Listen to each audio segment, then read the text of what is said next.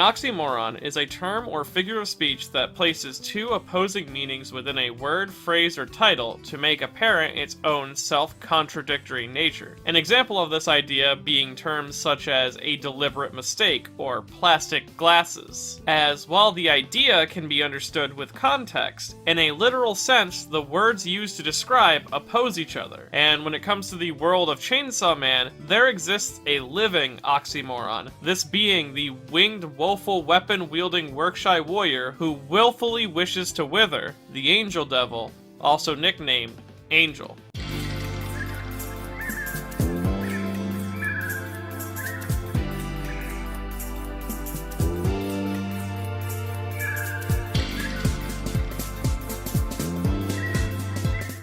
Now this video will contain spoilers for the story of Chainsaw Man Part 1, so if you aren't caught up, you've been warned. Angel, or the Angel Devil, is a domesticated devil that works as a member of the Public Safety Devil Hunter Committee, specifically as part of Tokyo's Special Division 4, and he acts as Aki Hayakawa's replacement buddy after the Katana Man arc, as Makima wanted to have a weapon which could fight the captured Ghost Devil, but also so Aki could use his devil taming talents to help him come out of his shell, since Angel could be considered the second strongest member of the division if he were to apply himself, though what is perceived as laziness, and in some cases malice, is actually something much deeper. Though before we get into that, let's first discuss the meaning behind his name, and of course his design. So Angel's name is actually rather on the nose. Of course he gets his name from the celestial entities of biblical accounts. They were given the name Angel specifically in reference to the angelic hierarchy, as most safety committee devils are named after that hierarchy, with him getting just the name of the plain angels, the lowest rank of that hierarchy itself, often depicted with a single set of wings. But with their low status came a closeness and connection with humanity, with the angel acting as guardian angels for mankind, being assigned to each individual person by God, which is in reference to the fact that Makima assigned Angel to Aki, and with them working together, Angel acts as Aki's guardian on multiple occasions.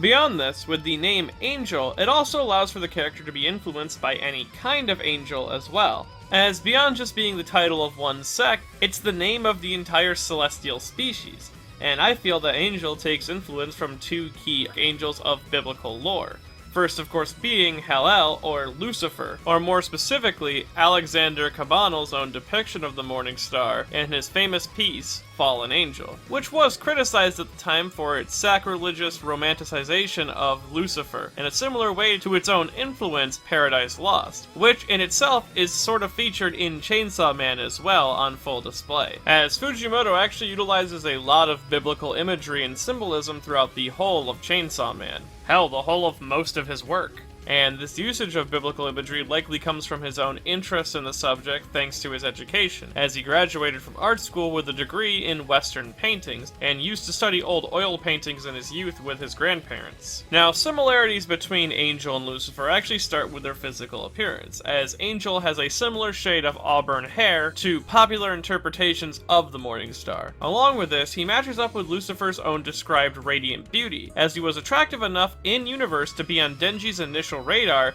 before ultimately writing him off because he's a dude. Along with this, Angel being both devil and angel matches up with Lucifer's own fall from grace in becoming the devil. And we even see Angel oppose the closest thing to God in the story of Chainsaw Man, that being Makima, once he regains his memories, though he is quickly defeated, falls, and is then contained. Though Lucifer isn't the only archangel I feel that Angel is inspired by. The other is more effectively an aspect of his devil ability, this being the Angel of Death, Azrael, who is described as an angel who visits you when you're dying or about to die to extract your soul from your body depending on the amount of sin weighing it down, which matches very well with the ability of the Angel Devil, as Angel's power derives from humanity's fear of angels, which might sound strange at first, but if you've actually seen what a biblically accurate angel is supposed to look like, then you'd probably be pretty frightened as well. Now, the power itself comes in the form of life force absorption, where the Angel Devil can absorb the lifespan of a human through physical contact, and if he absorbs all of a person's projected life force,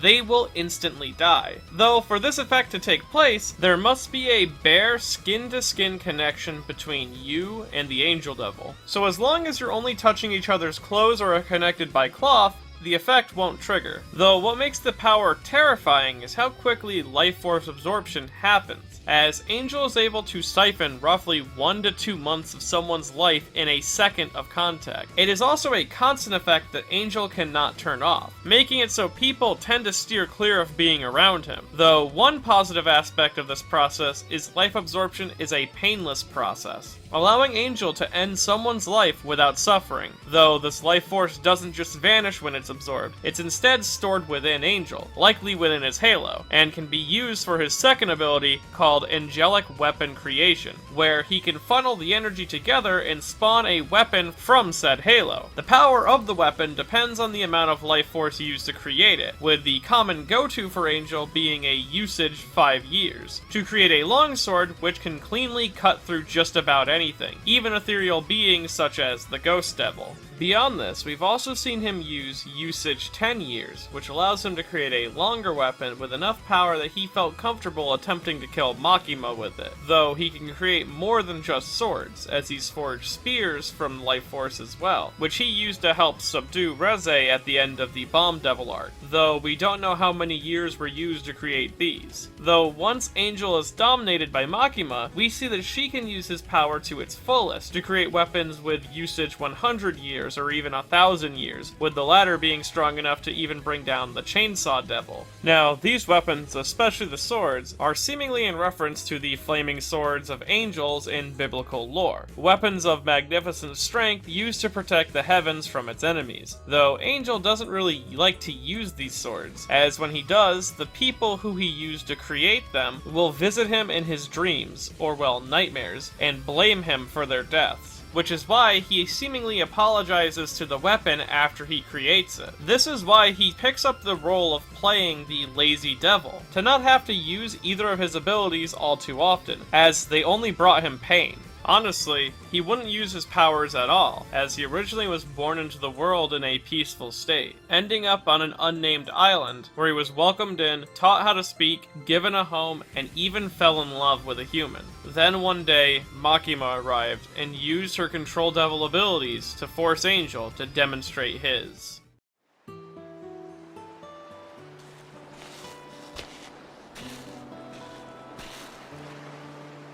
Hello, over here. Who are you? Say, show me your power. No way. My power brings death. Show me your power. That's an order. Order.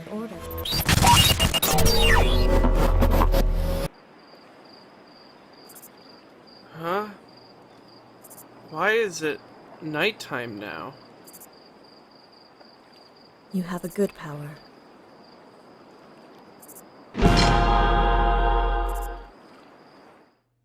This moment was extremely traumatic for Angel, thus he repressed it, but was continually haunted by the villagers in his sleep. Though thanks to his pre-domesticated nature and the fear of his power, Angel quickly was scooped up by Japan and used in the Devil Hunter Association, and thanks to his weapons he became classified as the second strongest member of the group. We even see that Angel is actually pretty physically durable, being able to block bullets with his wings, though due to his lazy nature, he wasn't put on many cases till Aki Hayakawa proved his ability at taming demons, and Angel was assigned to him. And while they didn't get along at first, together the two would begin to forge a strong bond, Angel being concerned with Aki's self-sacrificial nature while also being envious of his freedom, while Aki grew sympathetic of Angel's own position and the burden that his power brought him. So much so that Aki does his best to prevent Angel's execution post the Darkness Devil encounter, where Angel lost both of his arms, and without his arms, he lost his greatest asset to the organization. Though one aspect of Aki's life that Angel envied the most was his ability to die, because Angel was living in a constant state of misery, with the looming regret of an incident he had no memory of constantly over his head. All he remembers is that Makima was the one who found him and forced him into the current life, using Aesop's fable of the city mouse versus the country mouse to describe his situation. Angel considered himself a country mouse, or someone who was content living their life peacefully and in a quiet manner, even if it meant they didn't get to experience all the luxuries of love life, but was being forced into the lifestyle of a city mouse, which forced him to risk his life constantly, but the rewards he was receiving, due to his nature, were superficial and meaningless. Which can actually be seen in some of his interactions with Aki, where Angel will gorge himself on delicious food like ice cream and ramen, and food being sort of symbolic in this series is a sign of wealth for characters, and a great motivator, especially for your lead, Denji. Though to Angel, these food items are essentially meaningless, as he'd gorge himself on delicious ice cream as fast as he would eat a pig devil or a zombie devil. To him, all food is equal. He even eats so much of it that he tries to use it as an excuse to not work, and keeps up the act even after having his life threatened. And Angel's eating habits and how the taste of something doesn't seem to matter to him can actually give us a quick glimpse into his mindset a bit, as taste is one of the first feelings or sensations to go when one is grieving or having strong emotions, which may in fact be one of the things that helped create his listless personality, where he would try to convince himself that he was a devil first and an angel second.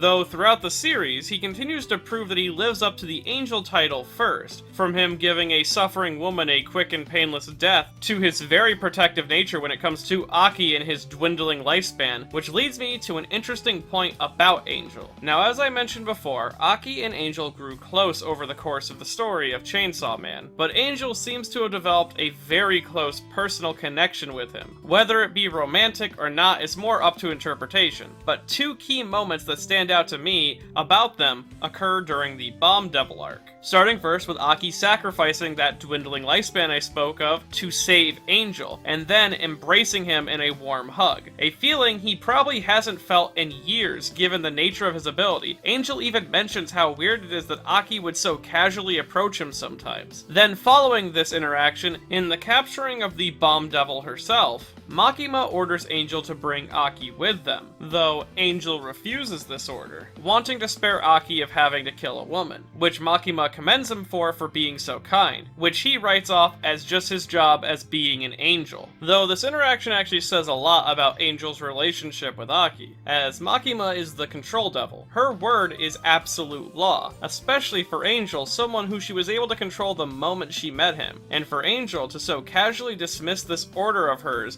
implies that he has strong feelings about the orders themselves, and we know from later in the series that powerful emotions are seemingly one of the only things that can protect you from Makima's control devil abilities, as seen with Power at the end of the series, leading me to the conclusion that Angel in some way is strongly passionate about Aki, or at least his safety, and given that in the moment that Aki saved him, he remembers the one human that he fell in love with back before he lost his memory, let's just say it's possible that Power isn't the only devil that picks tomatoes out of their BLT. Though on a beach just like the one that Makima visited him on that fateful day, she returns again to steal everything from Angel, forcing Aki into a contract with her, though this time Angel tries to oppose her, creating a weapon from the lives that she forced him to take and attacking her, before fully losing himself once again. As with Aki under her control, Angel no longer has anything to keep him from falling to Makima's ability, resulting in him matching his namesake and becoming a tool of his creator. As it stands with the end of part 1, Angel actually is in a pretty strange position. Being a devil and not a fiend means that not only is he more durable than most, but he can return in part 2, either as a reincarnated version of himself, because as Angel himself describes, devils live in a constant cycle of death and rebirth, meaning that even if he died technically at the end of the series, there's no reason he can't come back. Either way, I know his return would be greatly celebrated given his popularity among fans, placing him both in 6th and 7th place on the popularity poll conducted for the series. And I know I personally would love to see more of him, as his complexity as this living contradiction made him one of the most enjoyable characters and, in fact, subplots of Chainsaw Man.